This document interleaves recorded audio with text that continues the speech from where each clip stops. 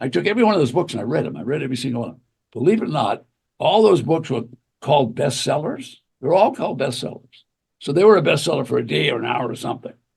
But not one of them had an author that ever bought a property at auction. Not one of them had an author that had even gone to an auction.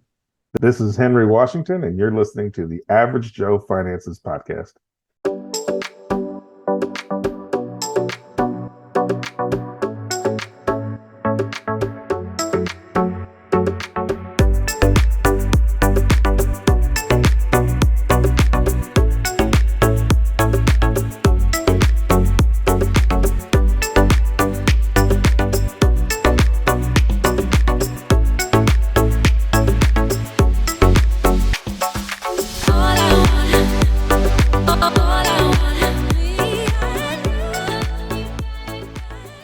If you're watching this on YouTube, make sure you smash the like and subscribe buttons.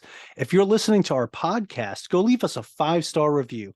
All of our links can be found in the video description or show notes below. Hey, welcome back to the Average Joe Finances Podcast. I'm your host, Mike Cavagioni, and today's guest is Ted Thomas. So I was talking with Ted a little bit before we hit the record button. He was out here in Hawaii at one point as well, and we were talking about Waikiki and some of the early developments there. It was pretty neat. But anyway, besides all that, Ted, I am super excited to have you on the show, joining me today. Thank you so much for taking the time out of your day to be with me today. Thanks. I'm glad to be here. And let's see if we can educate the audience a little bit and have some fun on the way. Let's do it. I like education and I like fun. So let's do both of those. All right, Ted. So I want to kick this off the same way I start every podcast episode, and me and my audience would like to know more about you. So if you could, can you share a little bit about yourself? Tell us your story. Who is Ted Thomas? Okay. My first career was as an airline pilot. And as a matter of fact, that's why I was in Hawaii, because I was flying for Aloha Airlines at the time. And I spent a lot of years in airplanes. I left Hawaii to build an airplane business in the state of California. And that worked very well, did well, and decided at a certain period of time that I started studying real estate and started making money. And flying was so much fun. It's hard to give up flying, because if you did ever end up in a place like Hawaii, or you did get to go to South America, or you did go to Europe in an airplane, you see a whole world that other people don't, and weather that other people don't. So it's really a great career. However, if you had to fly from Hawaii to San Francisco all the time, it'd be pretty boring, because all you do is look at the Pacific Ocean. At any rate, I had this wonderful job, and I decided I'd learn about real estate, which I did. And that, Jade, caused me to sell that business and move on to real estate. Real estate's the kind of thing that it's addicting in the sense that when you start making money, you start saying, oh, maybe I want to make a lot of money. And so you can do that in real estate. And so you can change, it's all different parts of it. So I built a business of apartment property. I started buying apartment properties in California. Now, I'm not talking about 4 units or 6 units. Smallest I ever bought was a 50-unit apartment. And then we rehabilitated them. I was very successful at that. And then I started buying 1 or 2 and so on. That business grew to about 4,000 apartments. And then along came a year that most of your audience won't even relate to. Along came what they call a recession. And talk about making big mistakes in your life. I never even thought about a recession. I just was on a track that went like that. So I was like the airplane, push the throttle forward and go. Yeah, I was living that life. It was a good life. It was really a good life. And all of a sudden we had a recession and the markets went the other way. Now, if you know about the market going this way and you don't know about going that way, anyway, that cost me a number of millions of dollars. And I was in my 30s, getting close to my 40s by that point. And I went all the way to the bottom, ended up in a 1-bedroom apartment, walk up, that kind of thing. So then I learned about the business of foreclosure and tax defaulted property. And I thought, nobody knows anything about this. So I ended up writing a best-selling book about foreclosure, because I started buying those to recover.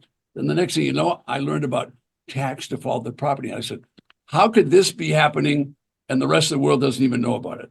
So there's 3,000 counties in the United States, and those counties actually take properties back from people that don't pay the tax. And when they take them back, they don't want them. Now, here's a don't warner. They do not want the property.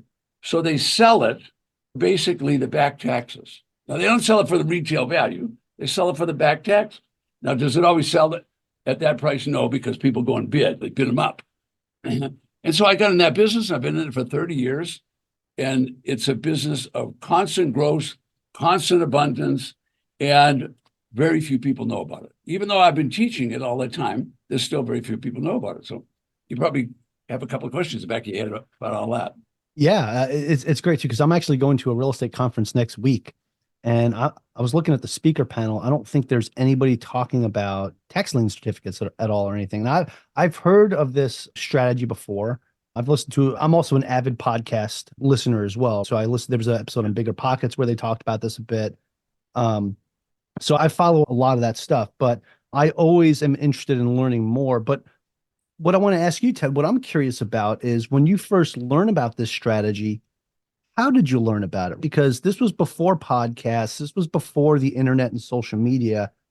How did you figure out that, the counties were repossessing these properties for people not paying their taxes and that you could go in there and get a piece of that?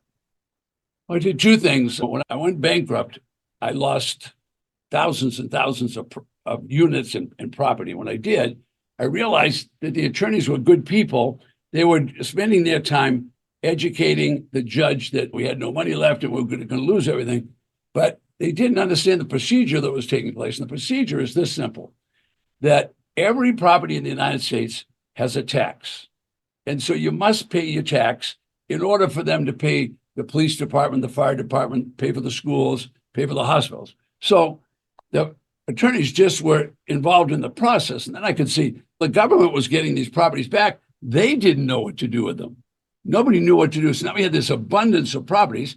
And if you actually went back to those years, you could find that the legislature of the Congress had to go and form what they called a resolution trust, which they could finally take all the properties that nobody knew what to do with and put them in a pot so you could get them out of the market.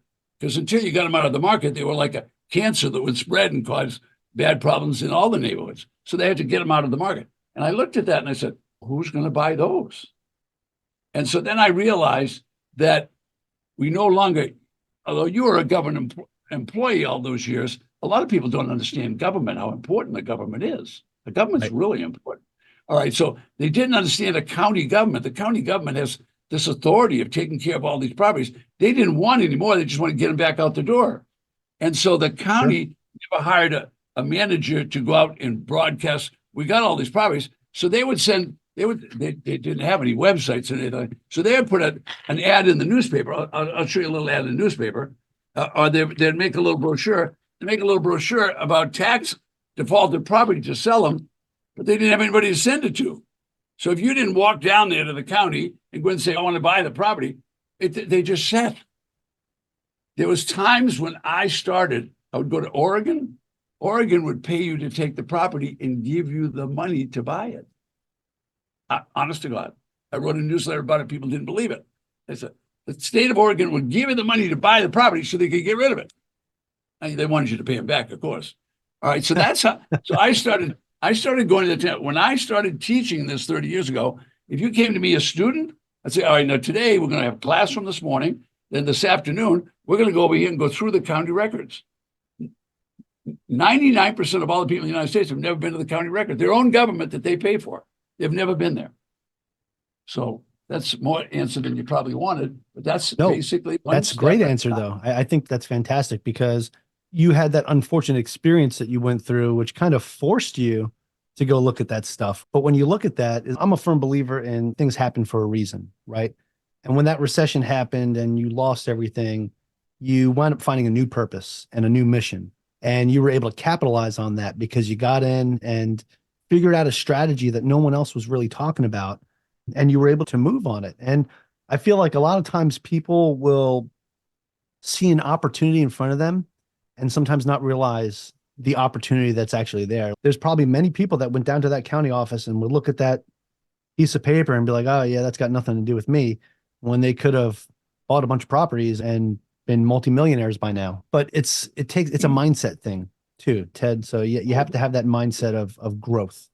And you were able to walk into that with that mindset and said, okay, let's see what's next for me to do in life. And you figured it out. That's awesome. You learned about that. Now, today, things are a little bit different, right? There's ways you can go on the county websites and things like that and look at these lists. There's auctions, right? I remember there was a house in my neighborhood out here in Ewa Beach, Hawaii that went up for auction, and I was going to try to jump on that. But now, sometimes it could be tough, right? So that house wound up selling for the same price that a real estate agent would have sold it for at the auction. I'm like, no, thanks. Still a little bit of a discount, but if I could have got it for a little bit less, then I could have flipped it and turned it into something. But Hawaii is a unique market in itself. it is very unique. San Francisco is the same way. Yeah. The brokers are going to find out about it, and they're going to get retail price because there's such demand. So if we were teaching it, would say, look, you're not going to do it on Oahu, although we do have successful people on Maui and we have successful people on the Big Island. So are they doing it on those islands, or are they doing it back on the mainland? No, they're doing it on the mainland, on the Big Island. Yeah, absolutely. Yeah, so you could do it, but it's very difficult in comparison to the states. Now, the states, in the United States, there's 100 million properties, 100 million. So you can't fathom how much there is. But with the computer, they have divided the United States up into 3,000 counties. So you can use your computer now, and you can go and find out what all of the tax defaulted properties are in a county, and then specialize. So let me just show you an example. So let's use something where everybody knows. So I said Los Angeles County. Now I'm not talking about the state with 40 or 50 million people. I'm just talking about Los Angeles County. So Los Angeles County, they have people default, and the neighbors don't know about it, the people don't know about it. So they all have an auction every year, and the auction list is this. That is quite a list. And they have 2 of them a year. I've got both lists here. This is the auction list for Los Angeles. It's absolutely phenomenal, right? If you had the auction list and you didn't know how to read the list, because it's all just code, it doesn't mean it's all just real estate code to tell you real estate legalese. Exactly. Yeah. So someone's going to teach you how to do that. And then what square footage is it? What's the neighborhood like? All those things. So there's a little bit to learn about real estate to do it. You just go snap your finger and suddenly you made a lot of money, right? Now, after you've done it for a while, you learn it. Any business, you would know what to do. The first time the guy cuts your hair, he doesn't do too good. The third time, he's got it. Oh, that's the way I wanted it. The first time, it looks like this. Oh, yeah. Okay. Yeah. I'm doing kind of the same thing. So I got it. So I'm wearing a hat now, but I'm wearing it because all those years on the beach in Waikiki, I've destroyed my skin. I've got long sleeves on. It's 95 today. 95 and sunny. Warmer here than where you are. I'm in a warmer place. It is. It is. Where are you at right now? I'm right on the Atlantic Ocean on the east side of Florida, a place called Melbourne. Right down from. I was just in Florida a week ago. Really? Yeah, I was in Tampa for a couple of weeks. Yeah, Tampa's good. I like Tampa. Yeah. So the marketplace is full of these properties. Yeah. And the government doesn't know how to sell. And we've actually helped the government a lot. We really help a lot of people when we do this business. But what's happened is there's a lot of copycats that don't know what the hell they're doing.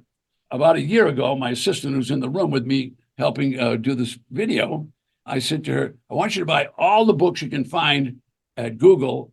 And so she ended up giving me like 14 books at the end of the week. I took every one of those books and I read them. I read every single one. Believe it or not, all those books were called bestsellers. They're all called bestsellers. So they were a bestseller for a day or an hour or something. But not one of them had an author that ever bought a property at auction. Not one of them had an author that had even gone to an auction. No way. All those books. And there was a couple of other ones that the guys just did what I do. They really did it. But there's so many people that just don't know what the hell they're doing. They just don't have a clue. And of course, they've taken that market and now, so you don't know what you're going to buy because the guy says, I'm a best-selling author. You say to yourself, well, this guy must know something, right? That's not the case. It's not the case because the internet allowed those people. So I create 4 videos a week and we put those on YouTube. People watch it. I don't ever sell anything. I only talk about content. People ask me, I'll give you an example, but I won't tell you, do this right now because the purchases, you're talking about real money. It's real. It's not a movie where you're going to leave today. When you buy that property, you're going to own that. The county will not give you a refund. When you write your check to the county, there's no take backs. Exactly. Thank you for saying that. There's no takebacks at all. And so a lot of people just unfortunately don't want to spend money on education. And that's the cheapest money you ever spend.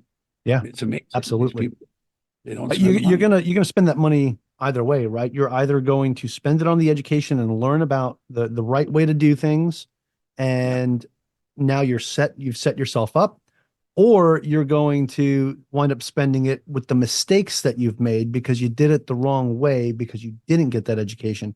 And a lot of times the latter is a little bit to a lot of bit more expensive, right?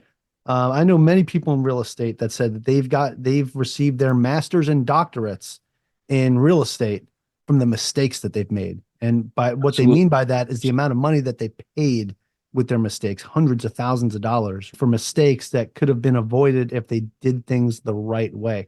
I myself have made many mistakes that I wound up paying a lot of money for that probably could have been avoided if I knew what I was doing before I jumped into it. But I get excited and I jump into something. I've since taken a step back and now I'm like, okay, I need to focus on learning this the right way. Let me get a coach. Let me get a mentor. Let me go take a master class on this. So I'm in mastermind groups, right? So I get to talk with other people that are doing these strategies and pick their brains. So that way you do it the right way the first time. And I got to tell you, that definitely saves me money by doing it that way. Oh, by far. And time. Think of the time when you have to fix a mistake. It's like the teenage kid makes a bad mistake with a car when he's 15 years old. He might walk around with a bad leg or bad head or bad whatever because he damaged himself. You can't fix some of these things. And with real estate, it's permanent. And we're trying to get rid of bad real estate. So some people will go to the auction and do like you just said. You're the perfect example because you went to an auction, but you had already thought about it. So they go to the auction, they get all excited, and they keep bidding. We're not going to see that person ever again at the auction because they're going to have used up the money they shouldn't have used up. And they might end up with a property that they can't sell, or what are they going to do with it? It's not unusual. Believe it or not, we still have people that go to auctions and don't look at the property. I'd say, would you marry the woman without looking at her? No, I wouldn't do that. Why would you buy a property? I'm going to buy it in Hawaii. I said, Well, well, it looks everything good on paper. Hawaii Ted, isn't perfect. It looks good on paper. Yeah.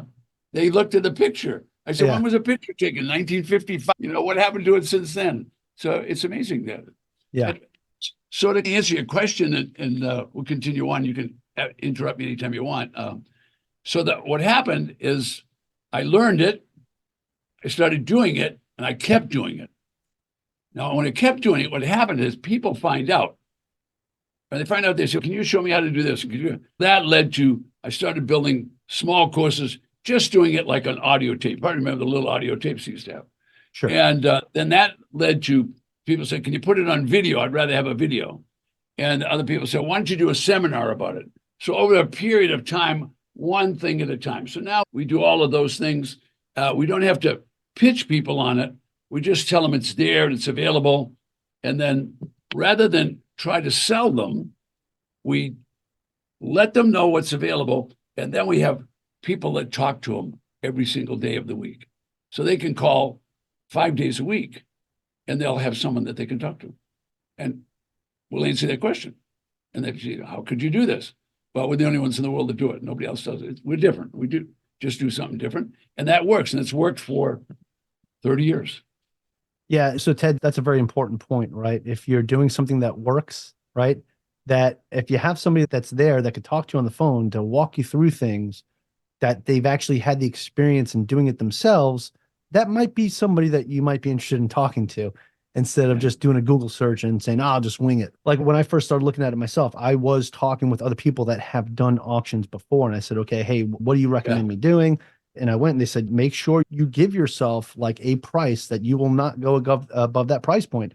You have to think about what that back end number is going to be, right? So where does it stop where it's not worth you purchasing anymore? Where does it stop where you can't get a profit anymore? You have to make that tough choice, even though it's still a good deal that it's a little bit higher, but how much work do you need to put into that house? So if you got to renovate it, time and effort's going to go into that. And then another thing too, for my listeners out here, for the ones in Hawaii, if you don't know, Hawaii has some really funky rules that if you buy a property from an auction, the owner has up to 1 year to pay their taxes back and reclaim the property. So if you buy that property and they hand you the keys and you go in there and you start renovating it, and on day 364, they go pay their taxes, they walk back in and say, hey, thanks for fixing up my house. Get out. So it is important to understand what local policies and local laws are too. And I'm pretty sure, Ted, you can dive a little bit more into that. But that's one of the reasons too why Hawaii is very unique, and probably why the folks that you know out here in Maui and Big Island do it back on the mainland, because of such unique laws, right? Now, if you can afford to wait a year before you do anything, that's a different story. But a lot of times people want to get in there and start working right away. So Ted, let's talk about that a little bit. What are some of the ways that you've seen, or at least in your experience with like your clients, like some success stories that you've seen or have had, where somebody kind of jumps into this and they start making their return? Like, what are some of the best, or what are some of your best client testimonials that you have right now? Does that make sense? We have kind of a purporty of things. So I could talk to you about people in Alabama that bought properties for less than $500, even in this market, had bought for less than $500 and then had something they could sell for $30,000 or even $50,000. Then we have a lot of people from outside the country now that come in. So we do a lot of business with Canadians, people from UK, from Mexico, because if they can get a dollar account here, they can use dollars, because in the United States, they only use dollars. They don't use any other currency. Right. And you can do it all online. So we can teach people online every step of the way to do it if they'll just slow it down and just do it step by step. For example, if you're going to slow it down, the first thing you have to do is do just what you did. You're right on track. You need to educate yourself before you buy the property. So we say, all right, you're going to go look at the property. You got to have boots on the ground. If you don't walk on the ground, forget it. Now, I buy properties in places like New York and places like Idaho and places like Seattle. I don't have any trouble doing that. But what I do is, if I choose the property I'm going to buy, then I look at the list, and then I go and look at all the properties that are there. I actually go, get rained on, get my boots muddy, do that whole thing. And then, all right, now I'm not going to buy that certain one because of the neighborhood. See, everybody's looking at the house. You got to look at the neighborhood, because you're going to have the best house in the worst neighborhood. What are you going to do with it? You don't have to worry about that, but you better worry about that in Syracuse, New York. You better worry about that in 15 miles outside of Miami or out in the rural area of Texas. If you don't know what's around it, then you don't want to do it. So people don't do that. So the neighborhood is just as important. So it's a simple way of saying it to them. What's your exit strategy before you bid? So if you know what your comparables are, you know what you could sell it for, then you're capable of buying. You're not capable of buying at an auction until you know what you can sell it for, because what's going to happen is you're going to get auction fever. Everybody wants to win, whether it's a race or having the best car, having the best life, whatever. We're just aggressive people. Well, you're going to get to an auction, you could lose your assets very quickly. And they do. So we have all kinds of people that it's not unusual for newcomers that are trained. For example, we just did a buying tour in Michigan. So what we do is we take people that have been through the classes. Now we say, all right, let's go on a tour. We're going to actually go look at properties, ones that are going to sell. So in June, July, and August, they'll have, let's say, 40 or 50 different counties in Michigan. There's 87 counties there. But half of the counties will have auctions. So they'll send us a list. Now, this one's Los Angeles. Okay. It's nothing like that. Michigan's going to be a little list like that. Sure. But you can go and look at every property before you buy. So now if you looked at property and it was in a nice neighborhood and the property was, you could look at the roof, you could look at the structure, you could do all those things. But if you don't know what it's going to sell for, you better not buy it, because the bidding, there's going to be other people. It's not a market where anybody's lonely anymore. There's 350 million people here. There's going to be some people that know about it. Doesn't mean they know what they're doing, but they're going to learn about it. So the word auction says to them in their brain, it's a deal, it's a deal. So you just say the word auction, I'm going to get a deal. Yeah. You could lose your assets. You really could. Yeah. So those properties, we just have people that went to those auctions, and one guy bought a property and he sold it relatively quickly, and he made a couple of mistakes on the way, but he bought it for 40 cents on the dollar. He sold it, and before the people paid him, he let them move in. I said, well, how can you let people move in? You can't move in until you pay, right? And unfortunately, people move back out. Their check would bounce. They had trouble with money and whatever. So then he resold it. And the second time he sold it, he got $30,000 more. Mm. So he made himself about $70,000 on one deal. He's never made $70,000 in his life. Yeah. And That's so fantastic. there was 40 auctions just in Michigan. If you went to a place like Texas, Texas has 254 counties. Every one of those counties is authorized to have an auction. And in Texas, it's like Hawaii. You raise your hand, they give you a deed to the property when you buy it. They give you a deed. This is a deed. That was a lien. This is a deed. Get a deed to the property. You take the deed home, put it on your desk. Now you have to wait 180 days before you get the property. So anytime, so that's called a redeemable deed. Redeemable, big word. Okay. So they have their money up for 180 days. They wait. But in Texas, you pray that they're gonna pay you. Why? Because you get all your money back plus 25%. 25%, and you didn't have to do anything. Georgia's the same way. Now, a state like Georgia, there's 169 counties in Georgia. They're all authorized to have an auction every month. You don't have enough life left to go to the auctions just in Georgia. You get the idea? So Yeah, if you know absolutely. the different rules and the different ways to do it, so I live in Florida and they have auctions every week. Every week. No, most people don't even, when do they have the auction? Every week. So you can go to Orange County. That's where Orlando is. Orange County. I should have went when I was out there. Yeah, Tampa doesn't have one every week. Tampa has one about once a month. I was in Orlando for a week too. Oh, you could have gone to the auction. You could have just driven down there. I was at Disney. So Yeah, you were out having fun. You were leaving your money. We welcome you Vacation. guys. Get some of that money back we spent in Hawaii, right? I was too busy spending all my money instead of investing. And the kids spent about 10 grand, right?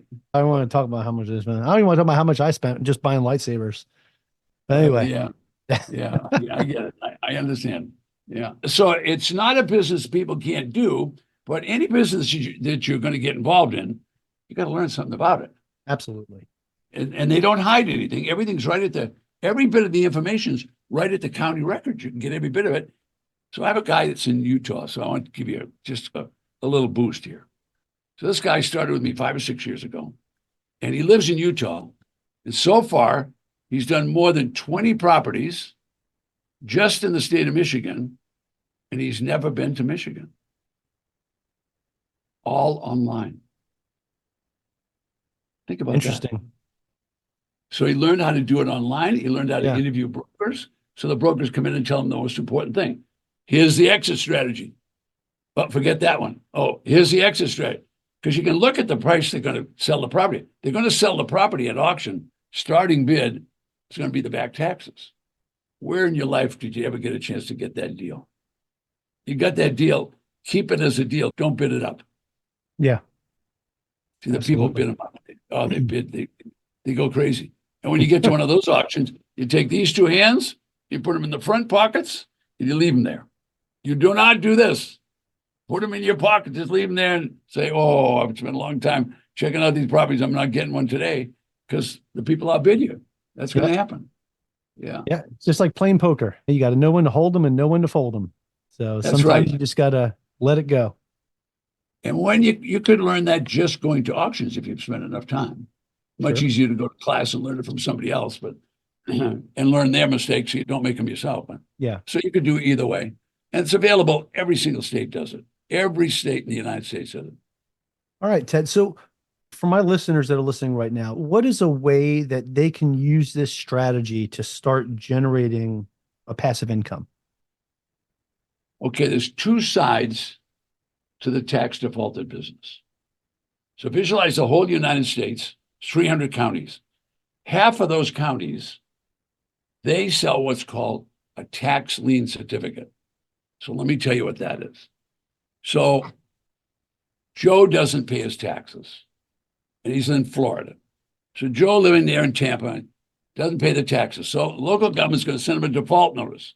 Say, look, you got to pay your taxes. You still don't pay them. They send him another one. They send him. Finally say, Joe, you didn't pay your taxes. Guess what? we're going to sell your taxes to somebody else. And then what they do is they sell what's called a tax lien certificate.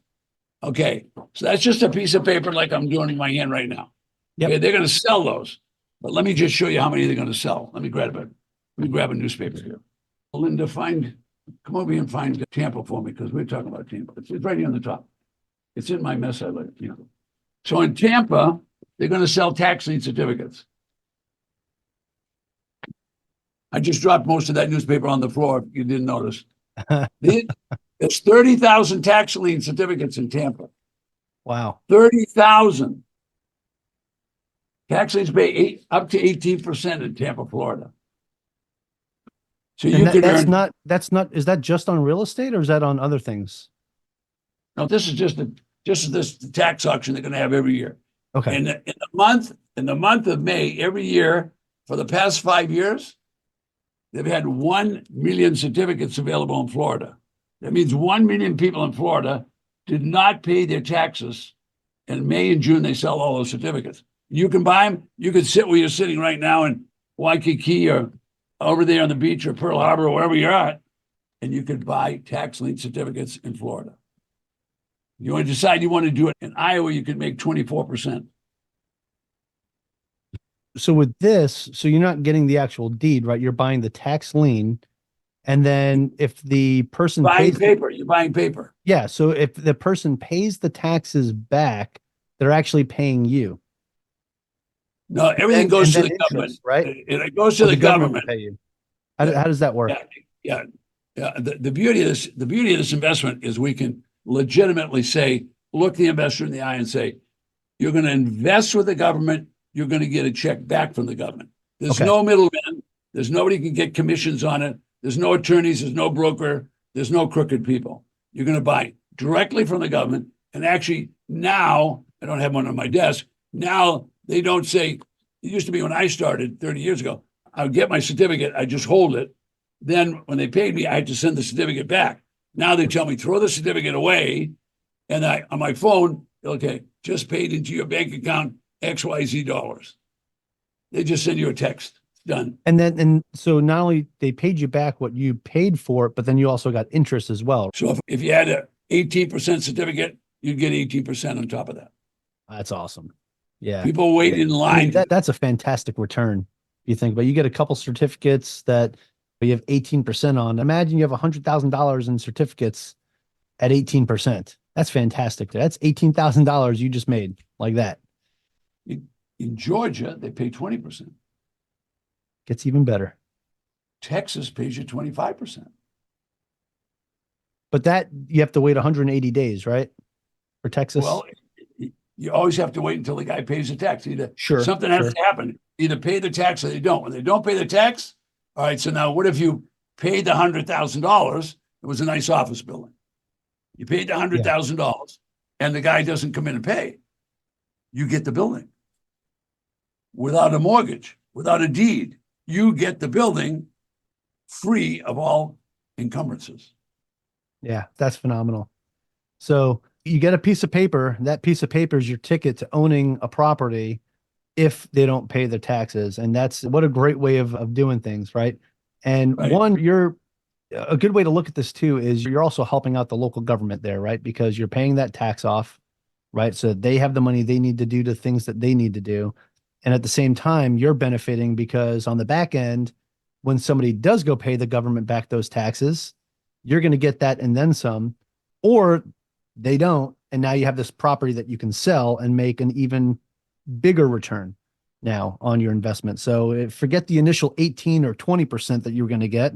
You bought this building, you put 100,000 into it and the building's worth $1 million. You're going to be sitting pretty fat and happy when you go and turn around and sell that thing. That's happening all the time. It's happening in all 3,000 counties. So there's basically two businesses here. For a conservative guy or a guy that's got gray hair or no hair, like you and I might have, they really don't. They're worried about their money. So a perfect place to start is with tax lien certificates. And we can teach them how to do that online. So it takes them a little while to do that, but it's not difficult. And there's always an abundance. So my experience in 30 years is they're never able to sell everything. Whether it's auctions or tax lien certificate, there's always leftovers. Yeah. So there's always, so you can get the highest rate on those leftover. They don't even have competitive bidding when it's left over. So if nobody buys them, Yeah. you can go the next day and just say, I want to buy that one, and give them money. You don't even have to have competitive bidding. Yeah, and like you said too, you've even seen people turn around and buying them for $500, like in Alabama, and then they turn around and it sells for 18,000 or more. So there's so many different opportunities there, Ted. It's absolutely awesome. Okay, I'm realizing the time here because when we have a great conversation, time flies, right? So I want to go ahead and transition this into the final round because I want to ask you a couple more things afterwards, just for the audience here. But if you're ready to go, the final round is I'm going to ask you the same 4 questions I ask everybody that comes on the show.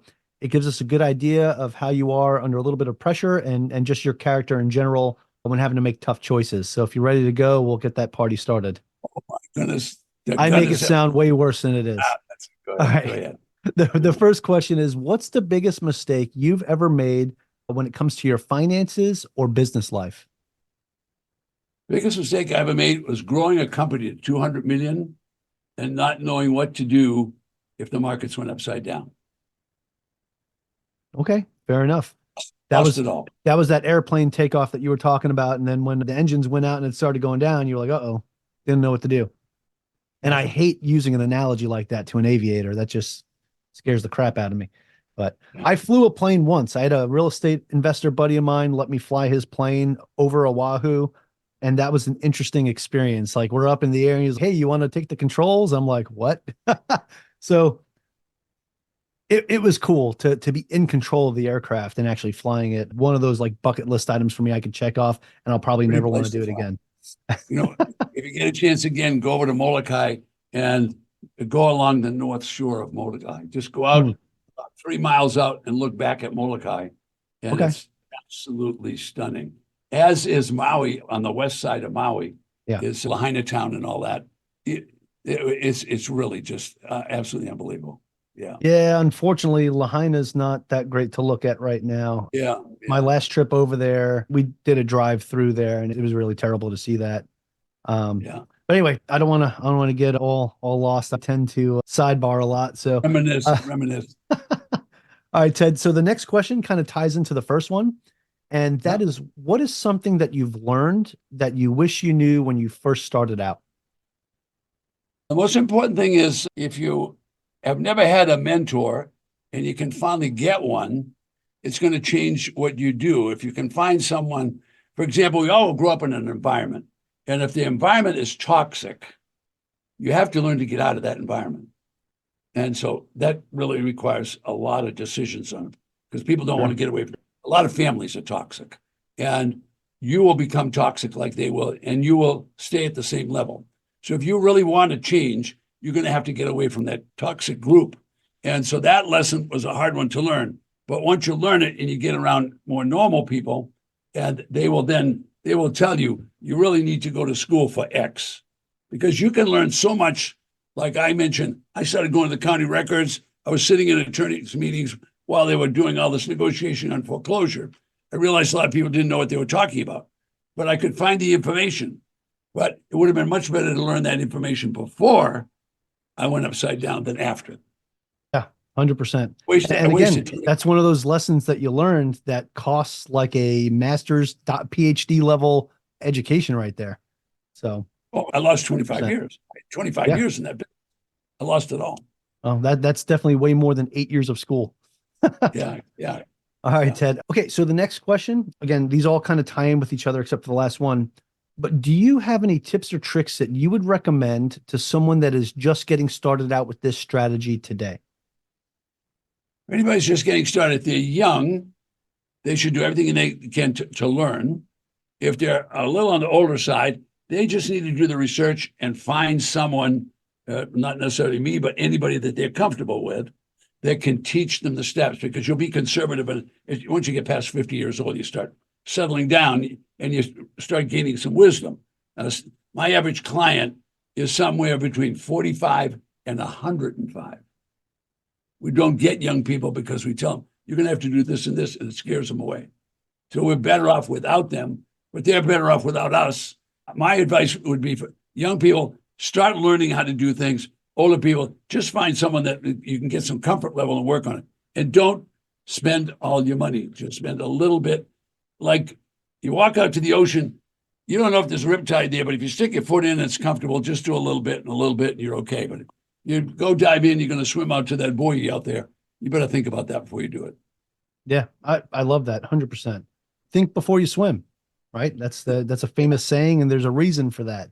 Yeah, dipping your toes, getting a feel for the water as you get deeper and deeper. That way, once you're in there, you're fully acclimated and you're ready to go. Okay, awesome.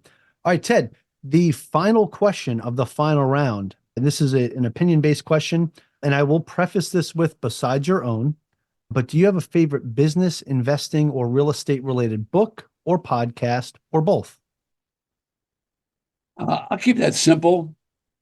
There's a book that everybody should buy, and it's called Sales and Marketing 80/20 by Perry Marshall. I know Perry for 25 years. He's a genius. He's a man of the Bible and of the Christian faith, and he knows a lot. He's an engineer by training, but he took the years to discover what 80/20 is all about. And if you learn what 80/20 is, you'll then divide your life up into 80/20. And once you do, the whole world will change. You will be able to change your life just learning what 80/20 is. And once you've got that, and then you study it, and you read the book, my books are worn out. I always keep 3 or 4 of them in the office. And everybody comes to see me. I say, well, look, I'd love you to have this book. Take it with you. It's his book. Sure. The guy's an absolute genius.